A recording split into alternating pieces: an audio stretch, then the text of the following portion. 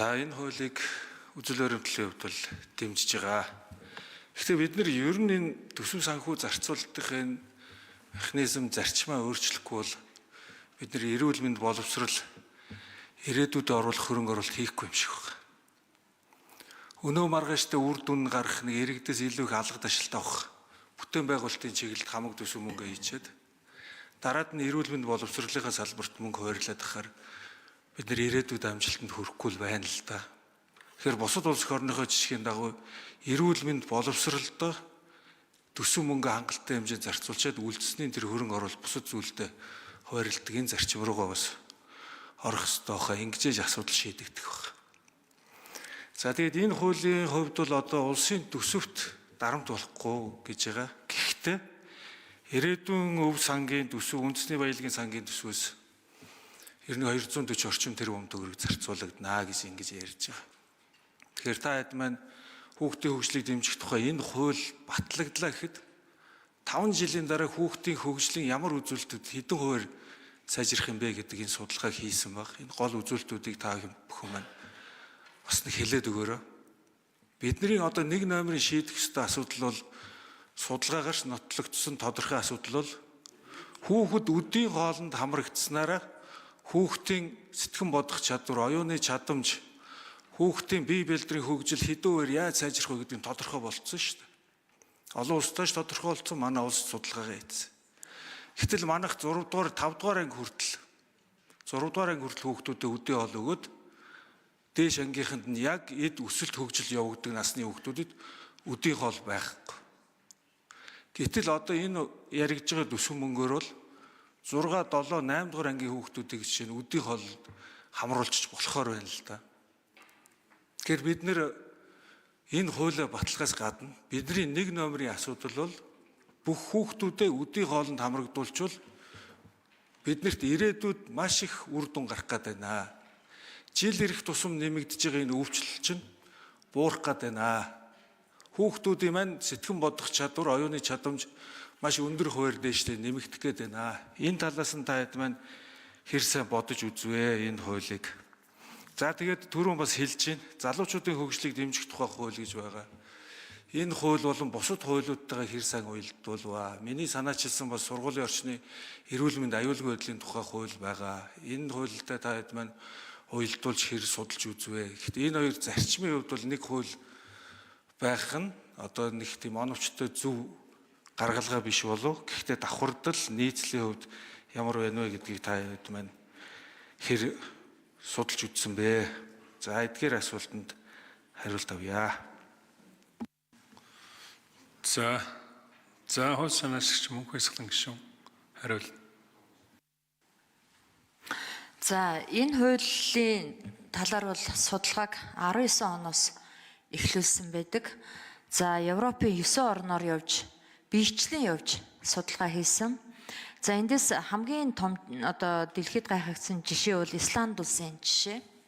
За хүүхдүүд, өсвөр насны хүүхдүүд хар тамхи мансууруулах бодисонд донтсон, гэмт хэргийн золиос болсон, гэмт хэрэг үйлддэг болсон, архины хамааралтай болсон, тамхины хамааралтай болсноос Исланд улс бол хөл хорио тогтоож ирсэн. За тэгээд эндээс энэ хүүхэд хамгааллын, хүүхэд хөгжүүллийн энэ хуулийг санаачилснараа энэ улс ердөө одоо 10-аад жилийн дотор энэ тоон үзүүлэлтээр энийг бууруулж чадсан юм жишээтэй. Тийм учраас Европын орнууд одоо Австрали, Сауди Арабиас ахуулаад Исланд, Унгар, Швейцар улсууд энийг одоо авч хэрэгжүүлсэн байдгаа. Үр дүн нь бол үнэхээр гайхамшигтай сайн гарсан. Та эрүүл мэндийн сайд байсан хүн тэгэхээр өнөөдөр одоо спортод зориулж байгаа $1 маргааш эрүүл мэндийн салбарт зориулах $2 хамаагүй илүү үр дүнтэй гэдэг ийм үг хүртэл байгаа. Тэгэхээр би одоо энд манай судалгааны богд явж исэн саруулыг бас энэ дээр нэмээд ажлын хэсгийн микрофон дээр гарч ирээд энэ бусад орнуудын жишээг хэлж өгөөч гэж хүсэж байна.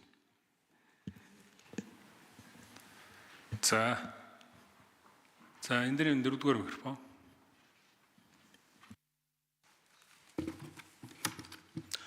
За эрхэм гишүүдтэй өнөөдөр мэндийг хүргэе.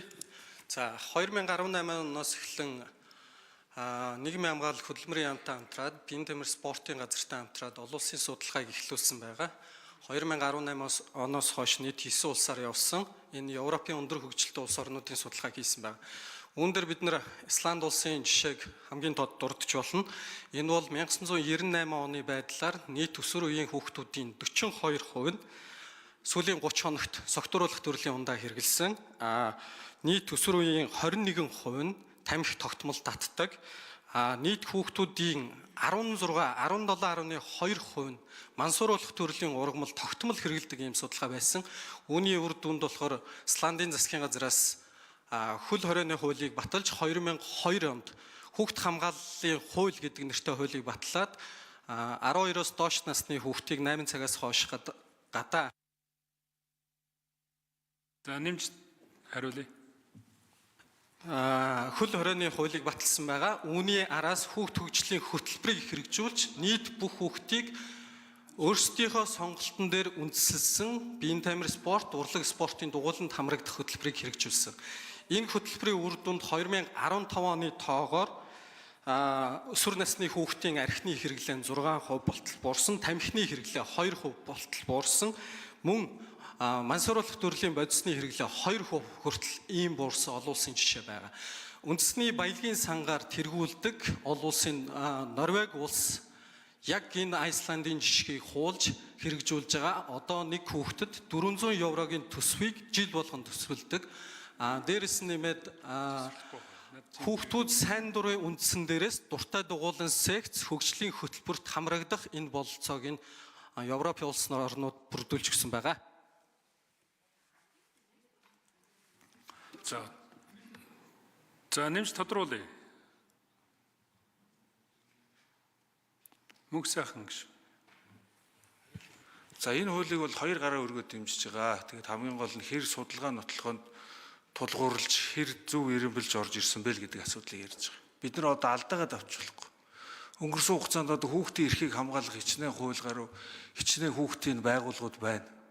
Гэтэл өнөөдөр хүүхдийн эрхийн асуудал үзүүлэлтүүд жил ирэх тусам дордож шүү дээ. Энийг бол тэр өсвөр насны хүүхдийн жирэмслэлт үр хөндлөлтийн асуудлууд илхэн тодхон харуулж байгаа.